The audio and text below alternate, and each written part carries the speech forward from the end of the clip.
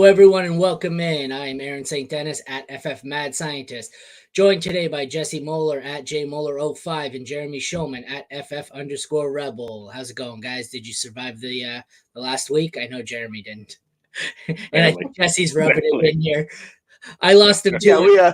My work league, I lost him too, but I mean, I have Sam Howell as my backup, so it's not terrible. I'm not completely dead. Yeah, I'm going to be like rolling with Joe Flacco and Jake Browning in the league in the playoffs. And I have a good team in that league. And I'm like, YOLO, let's go, baby. That's just the life of fantasy football this year, man. We're down with like 10 quarterback starters that are good this year. It's a wild season. I got lucky. The only two leagues I had Herbert in, they're both single QB, and both leagues I had a pretty decent backup. And like I said, I had Sam Howell. I think I had Kyler in the other. So both leagues I looked at and I said, fuck it, I'm good. I don't care. I'm good. Like, this is good. Yeah, it's nice when it's that easy. Yeah, man. I was just saying how I dealt Joe Burrow and Jamar Chase, and I'm still the third seed, but I was a 1 seed for a while. Let's see who it was. It was Herbert, yikes. Madison, yikes. Devontae Smith, okay. And an early second and third, which I turned into Moss and Montgomery. So if my running backs can carry me, maybe there's a chance. But I'm rolling out Dobbs and Brown or Mullins, whichever one plays, and Browning this week. So not great. Lost that bye. That's not great. Yeah. No bueno. Let's get into it. If only I had this guy. Uber exciting week. Yeah, for real. Don't let Dennis hear you say that. Yeah. All right. Interesting week as the backup quarterbacks continue to roll in. You'll notice the list of dart throws is growing by the week. There are more backup quarterbacks playing than starters, but still shallow leagues. If you happen to get lucky like I did and lose Justin Herbert and have any of these guys, more specifically Kyler Murray or Sam Howell, go get them. Derek Carr is Derek Carr. Medium leagues, we got Russ, Matthew Stafford, Baker Mayfield seem to be about 50% owned.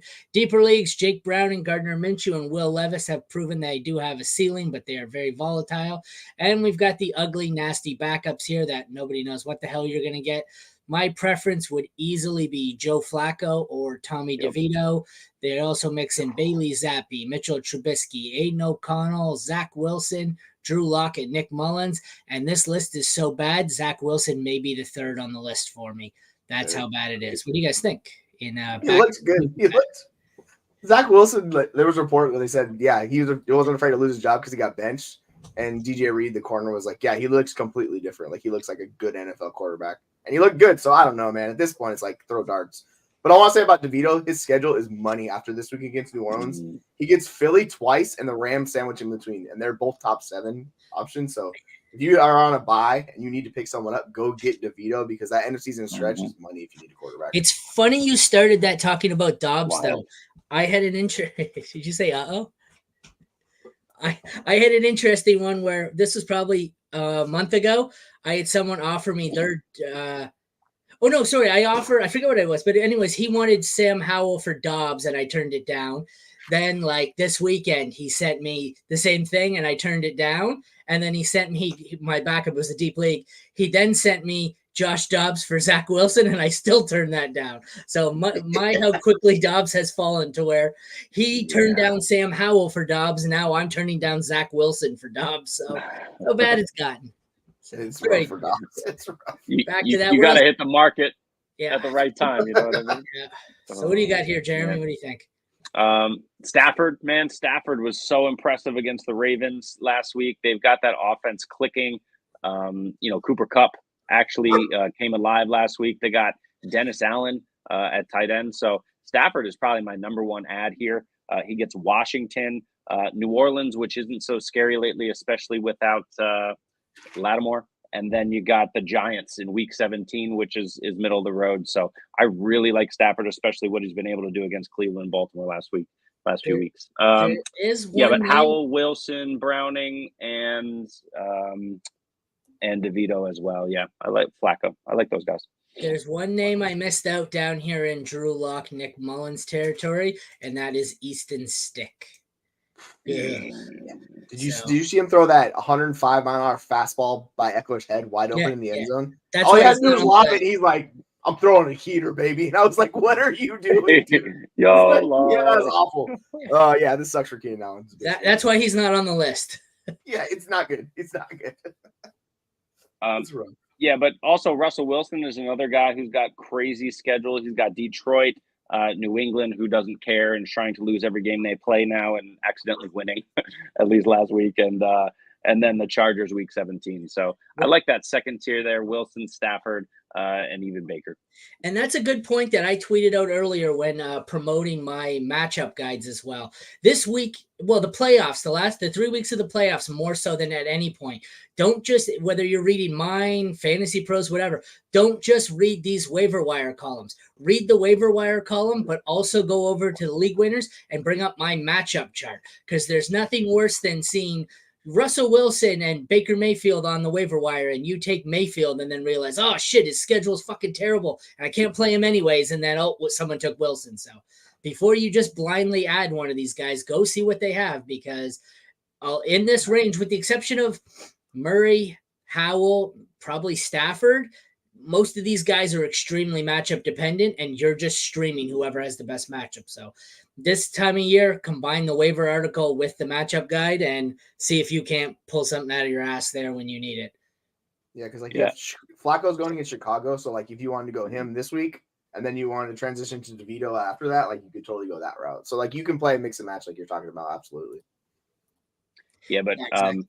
They do have that line. They will protect him against that all of a sudden fearsome Chicago pass rush. But the Chicago D has been a lot better. And then Flacco has Houston and the New York Jets. I'm not loving his schedule to wrap up the end of the year. So just be wary. How familiar are you guys with WordPress? Does anybody know? Okay, see all these highlighted players? That's links. Mm-hmm. Is there a way to highlight and have them linked in a different color? I hate that they're baby blue where you can barely see them.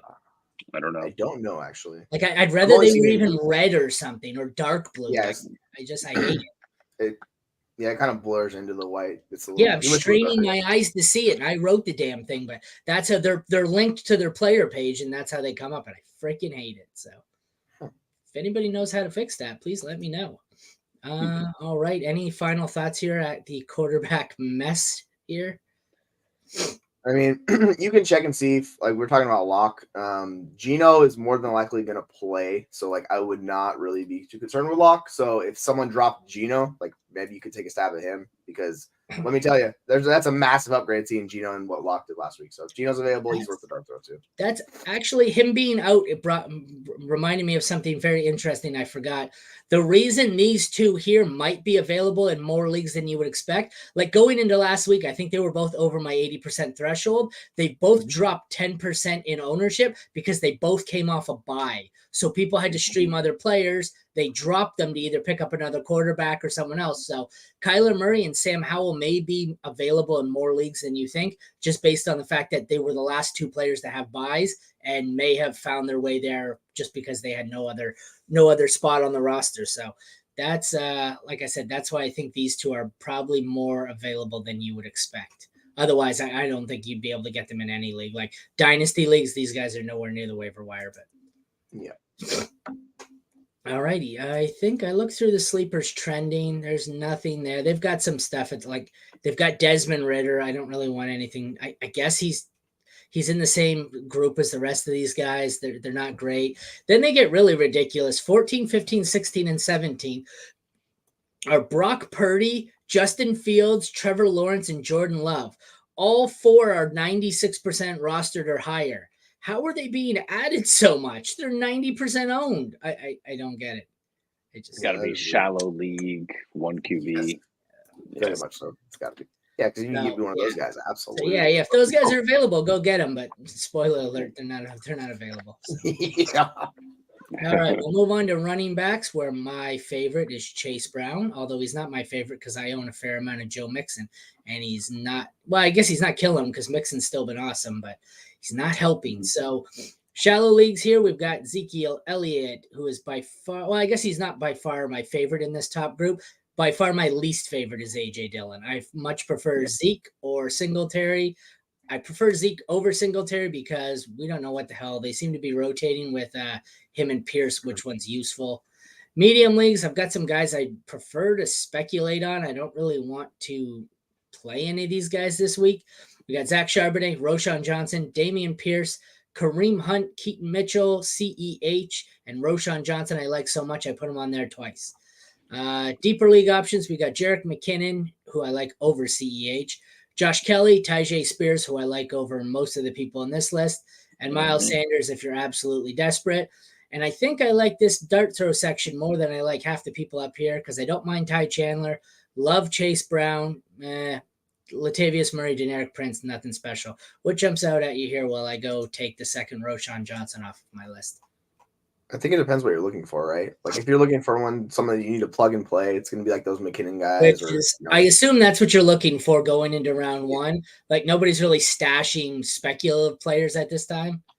No, because like if there's some like maybe well, like if you can get your hands on handcuffs, if you've got the extra bench spot, you might be stashing a handcuff. Yeah, Yep. But like it just depends on the upside of certain players. Like we've seen McKinnon do it before. He scored a touchdown last week. He's in the Kansas City offense, so he's always going to have a role, and their wide receiver room just isn't good, so he's going to play well.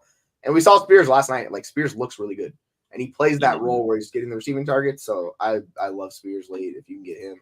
But obviously, Zeke's the crown jewel. Like, his role and usage is off the charts, and as long as he's the RB1 there, like, he's going to produce fantasy points. Even with Bailey Zappi, it doesn't matter.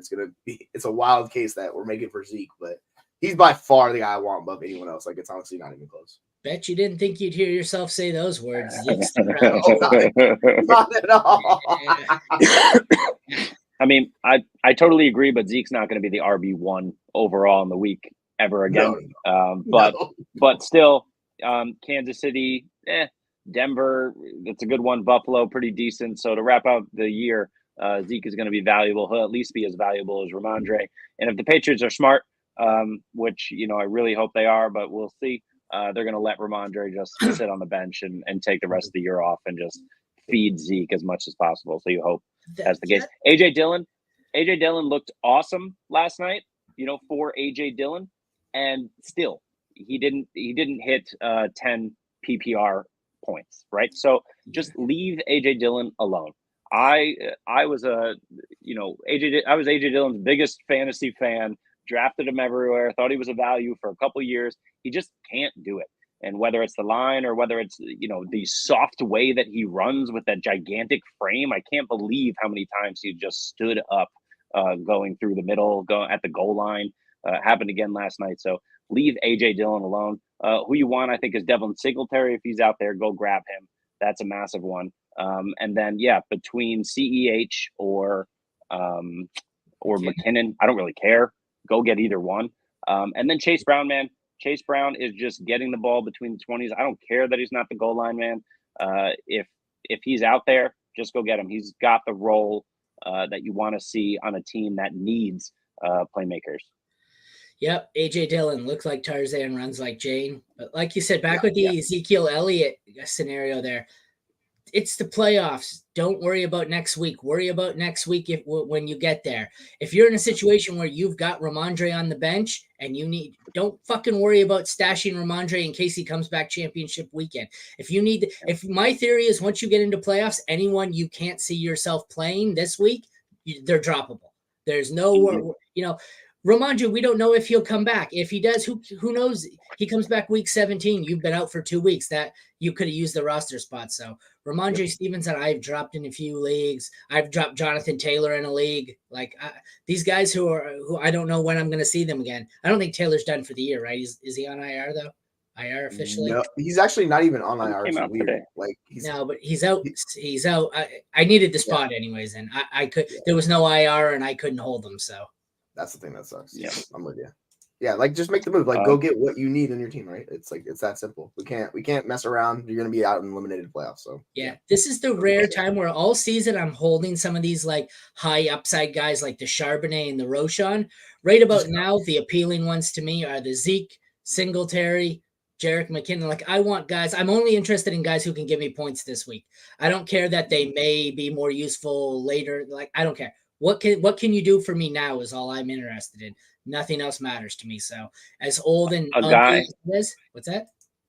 A guy who may smash this week, to your point, Keaton Mitchell against the Jags. They've just been awful, and we missed talking about him. Go get him if he's out there.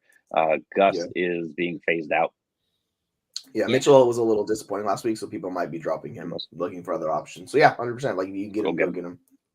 Over on the sleeper side of it, they have Patrick Taylor in here as one of the options. He's the second most added. He played on 47% of snap, only put up 7 points. So I get it. Aaron Jones is, who knows when the hell he's coming back, but I didn't want Aaron or AJ Dillon. I definitely don't want AJ Dillon's handcuffs. So no, thank you. No, thank you. Deonta Foreman was the third most added player, and that's largely because he had like 60% of the Chicago workload.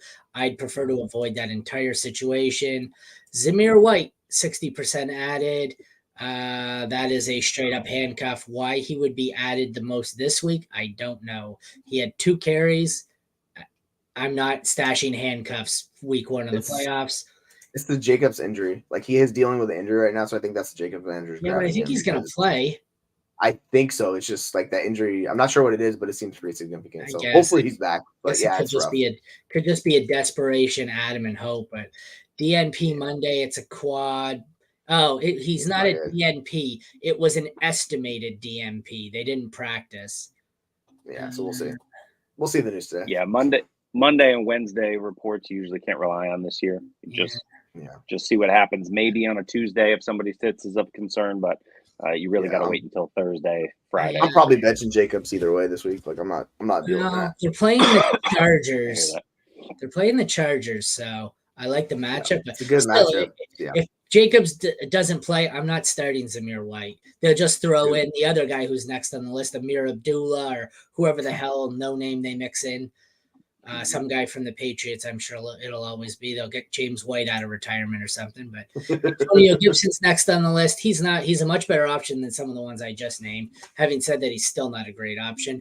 He's getting 5 or 6 targets a game and 10 carries a game. He's just not doing much with them. So I don't hate that option. Amir Abdullah and Rico Dowdle rounded out. Dowdle got into the end zone. That's why he was so added, but he's getting about 20. He's on the field for about 20% of snaps. And his only 2 usable games all season were where he scored. So I don't really want anything to do with that. Question about Roshan after the bye. 1 touch. What are we making of that situation for the rest of the season? Avoid it. Just avoid. Yeah, don't touch that backfield. Like I don't. He saw 74% of snaps before, led the team in touches right before the bye, and then after the bye, they're like, phase the rookie out. Like I don't know what's going on. Like it's just it seems frustrating. Well, they can make the playoffs, right? They're like in the hunt. Yeah. Especially after that win. So I mean, I think that's just a coach looking to save his job, and Foreman obviously the better option here, just the veteran presence. But Roshan is going to have those massive, just athletic boom games and plays, and if they're not going to let him run out there, then you're just going to have to leave him on waivers, I think. Roshan? No, I don't know about. Okay, in redraft, yeah, he's a buy low or a pick up off a waiver. Oh yeah, Dynasty for sure. I'll stash him for next year because he's going to be the one. 100%. Moving on to wide receiver, we have Rashee Rice at 79%, Deontay Johnson 78%, Christian Watson at 74%. The medium level guys, we have Romeo Doubs, Jaden Reed, JSN, OBJ, who I forgot to link apparently. Deeper leagues, we have Eli Moore, Josh Downs, Noah Brown, Zay Jones, Quentin Johnson, Curtis Samuel, and Jonathan Mingo. And your dart throws are Jamison Williams, Tutu Atwell, Parker Washington, Demario Douglas, Dontavian Wicks. So I think Rice and Deontay are the most consistent. You have 3 Packers receivers who seem to be playing musical chairs. Most lately it's been Dobbs and Reed because Watson's been out. JSN seems to be coming on lately. And then from here on out, it's kind of hit and miss guys where they're good 1 week, bad for 2 weeks, great 1 week. Like these guys have all had a good game or 2 and then been completely useless. So it's kind of desperation time. So I would stick to a Packer or Rice and Deontay. I guess JSN. What's JSN been looking like? I'll look that up while you guys talk about it. I'm not sure what JSN's usage has been like. He's been okay. It's not been great. He's kind of been up and down. He's selling more targets for a while.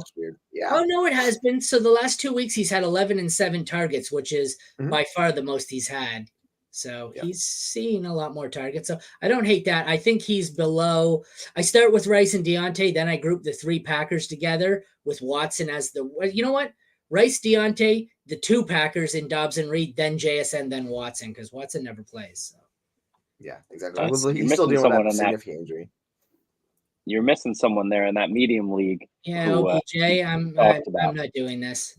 I'm just 10 it seems to be, targets but it seems for to OBJ be like, last week. Did he get that many? He always seems to be like Jameson Williams, where it's all of his production is on one blown coverage touchdown.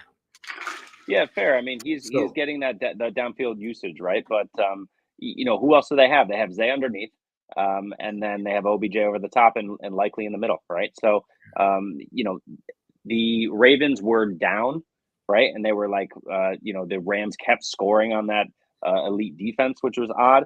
But we got Jacksonville up next week, then San Francisco, Miami. So at the very least, outside of Jacksonville, you have teams who can score, and you have teams with broken secondaries. So I don't hate it. Picking up OBJ. Here's my problem with it. He's been good in 3 of the last 5 games. In all 3 of them, he's had a touchdown. In his last 5 games, here's his yards per catch. 11.5, 40, 29, 11.5, and 24. Those numbers and the touchdown numbers are completely unsustainable. I get it. Like, I think he's not a terrible dart throw option. I don't want him against San Francisco, but like I don't know. That's just seems like he seems like the guy where the second him and Jameson Williams, the second I put them in my lineup, they're complete dud. But I hear you. Though. I think he's with Elijah Moore in that range. It's just he ran like half the routes last week, and that's not what we want to see at all. So that's my bigger issue with him. If he was running like Zay was on the field the entire time, if OBJ's on the field the entire time, I'm gonna have a lot more confidence in him getting that floor, right? So he worries me with Elijah Moore because Cooper was back. I heard Elijah Moore a little bit, but like if you can get your hands on one of those Packers wide receivers. Reed is seeing a much bigger role without Watson. We saw them do the end around at the end zone with him. They're going to involve him. Like, I like that a lot. Him and, like, either one of those guys I'm fine with. But, yeah, like, you get Rashee Rice, obviously, Deontay Johnson. I'm assuming both those guys you just own, so I'm not even really talking about those guys. JSN, he's solid, too. With OBJ, between injuries, in and out of lineups, and new teams, I think it's also a point of he became Josh Gordon in AB territory for me, where I'm just like, I'm not doing this anymore. Every time they come back, it's, we're going to do this again. I'm not doing this anymore. It's like with Josh Dobbs. Next year, Josh Dobbs will go to a new team. He will be good for 3 games on the Buccaneers or wherever, and then he will suck again. I'm not doing this. OBJ's on my I'm not doing this anymore list. Yeah, and the name down there, like Quentin Johnston with Easton Stick, just not even entertaining that decision. And Jonathan Mingo, same issue. He's got Bryce Young. That's a disaster right now. Yep. But, like, if you want a name that's really down there, the bottom list, it's Pop Douglas. He's the wide receiver 1 on the team. He's been the best. I get it. It's Bailey Zappi, but he's going to see anything else stuff. So, like, he'll be the floor play of all those guys that I'm at least interested in. Well, he's been hurt. So if he's healthy, he's the only key with that. But, yeah, the other guys, I really don't want to charge a wide receiver. I'm, like, even questionable with Allen now. So, just no thank you. There's 2 guys I want to add to this list. One is Malik Heath. Not because I want to add him, but because it was him last week, and it couldn't be any of these Packers wide receivers, right? So it's just somebody to consider when you are kind of plugging in Dobbs and Reed and Wicks. When will Watson return? Heath is on the field a lot more. There's even another it's Torrey. Samori Torrey was out there getting looks last week. So it's just outside of Dobbs and Reed, I don't want anything to do with any of these Packers wide receivers because they could just not see the looks. And if Watson comes back, it gets even cloudier. And you hope that Reed can overcome, but Dobbs isn't going away. So, it's just really tricky in Green Bay. So be careful. But the one I do want to add, and I totally blanked on it just now, talking about Malik. So by the way, Wake's hurt his ankle, so he's going to be out. So it looks good for him. All right. Demarcus Robinson. Demarcus Robinson is, with Atwell, I'm not sure what his injury status is, but that if Robinson is out there as the number 3 for the Rams, he's getting enough looks and is the field stretcher there. And Stafford is just throwing it all over the field. Those were 3. They play Washington. They play the worst defense in the league. They play Washington. So, I'm all aboard that for if you need a guy this week. You need to 100%. That defense is trash. This is one of the ones where normally I don't hate above. I don't mind the later options, but I'm not a big fan of the later options on this. They see like Curtis Samuel seems to be chronically undervalued here, but like Josh Downs seems so inconsistent. Noah Brown's not bad considering everyone's banged up. I should also add in John Mechie to this list. I don't know why I didn't add him. I know he's not very rostered, but what's that? I say you just don't know what you're getting out of those guys week to week, even without like they played the Jets last week, so obviously that was a lot to do with it. But man, that was a disaster. Then Stroud got hurt, and so with Stroud's dealing with that concussion, if he's not back, like I'm just not touching the Houston pass catcher. But yeah, if Stroud's back, then 100%. Like you could definitely take. Yeah, the problem is right. Like Tennessee, 2 of the next 3 weeks, like that should be a nice little matchup for Brown, for Nico. But again, all these guys depending on health, right? So. Right, like you said, it should be great, but it's too tough right now. You just don't know. I always assume with the concussion they miss the next week. Although as of late, that seems to not be the case, and they've been getting back further. Right. It's funny how we did this with COVID, where everyone overdoes it. Everyone overdid it with the concussions, and they're missing 10 days, then they're missing 8 days. Next thing you know, it's like they're out. Oh, they're back at the second half like it used to be. We go right back to the old just walk it off days, People stop overreacting, and the big thing of the day that everyone was losing their mind over doesn't matter anymore. We just go back to being animals again. Moving on, we will close it out here with the tight ends. Shallow league options, Cole Kmet's obviously the best. Kyle Pitts, that's like OBJ for tight ends. Medium level, we've got Isaiah Likely, who finally had a good game and a great matchup. Who is touchdown dependent. Deeper leagues, we have Brevin Jordan for as long as Dalton Schultz is out. K. Dotton keeps getting the playing time. Whether he turns it into anything remains to be seen. And the dart throws, don't particularly like any of them. Jawan Johnson, Dawson Knox, that says no, damn spell or autocorrect. Tucker Kraft and Davis Allen. Tucker Kraft I don't mind for another week while Luke Musgrave is out, but I don't particularly want anyone on this entire list except for Cole Kmet. I don't know. What do you guys think? It's kind of a gross list. I think Likely's fine. Like you kind of know what you're getting with Likely. He has some upside, so you can chase that. And then I will say Davis Allen. It depends on the injuries in front of him. Both of the guys were out. So Higbee was out, and the guy in front of him, it was Hunter Long, I think. He injured his knee, so they're both gone. So he's stepping into a role, and this is basically you're chasing the Washington defense. Like that's what you're chasing in this game. So he could be solid, but this is like desperation dart throw where if you're way down the list, go after Davis Allen. Like I prefer him to the guys at the bottom. I don't want the guys at the bottom. So if I'm doing the bottom barrel sharding, like I'll do it. He showed something that I haven't seen any of the other guys do at the bottom. Yeah, Higbee's a neck injury, so he may not be back. Mm-hmm. Yeah, I totally agree with Alan. I think you want to chase that. And K. Dotton, like you said, it's hit or miss. Likely, I'm going to pick him up, but Baltimore had the wide receiver 8, the wide receiver 9, and the tight end 3 last week. So we know that's just not sustainable, especially going against the teams they're going to be going against. So not a huge fan of that. But like you said, if Kmet's there, just run and grab him. He is continuing to ascend. How does the algorithm work on this site? At the bottom, the advertising has weeks 7, 5, and 14. What an odd collection of just articles to promote. Random. Is that based on like traffic or something? I have no idea. Maybe it's just the most popular ones, but it's like 7, 5, 14. They're not even in order. Do you think it'd be 12, 13, 14? And then this is, I don't know. I don't know how these algorithms work, but as we've seen from my YouTube channel, I'm clearly not found my way through the algorithms. They are a nightmare. So let me check on Sleeper here for who else is trending. In case we missed. Likely against Jacksonville, and they've been one of the worst teams against that end. So I'm honestly fine if you can't get Kmet. Likely would be my second guy of all of these guys, just because he's been good. He has that 6 and 7 targets the last 2 weeks, so you just kind of just trust it and trust the process. And Lamar needs another weapon, so it's OBJ or it's Likely one of them's probably gonna hit. It's just good luck telling me which one it is because I have no idea. Remember when Rashad Bateman was a thing? Oh yeah, that was fun times. I forgot he's out there. He's out running routes. That's for sure. Yeah, he's got the K. Dotton treatment. He's out there. Just nobody ever throws the wind sprint king. Yeah. So, it's not a great. There's lots of ugly options, but there are no league winners this week. So, I guess that is a wrap on an exciting waiver wire week. Catch us back on. I can't remember what's today. Tuesday. I got my days all mixed up. Tuesday. Yeah. Thursday. Check back on Thursday where we will have a whole bunch of games. We are starting with AFC, I believe. Anybody remember it's all messed up for me because there's 3 Saturday games. that's right. AFC. Didn't they flex? Yeah, Did they change a Thursday game? No, it's still Chargers Raiders Thursday. Yeah, it's Chargers Raiders is what it is. Ooh, Yay. AFC Rod Farva versus a guy with the last name Stick. It's gonna be a mixed bag. I think we're gonna have to mix them in because we've got 3 Saturday games to get to. So we will be back Thursday at noon for AFC, Friday at noon for NFC.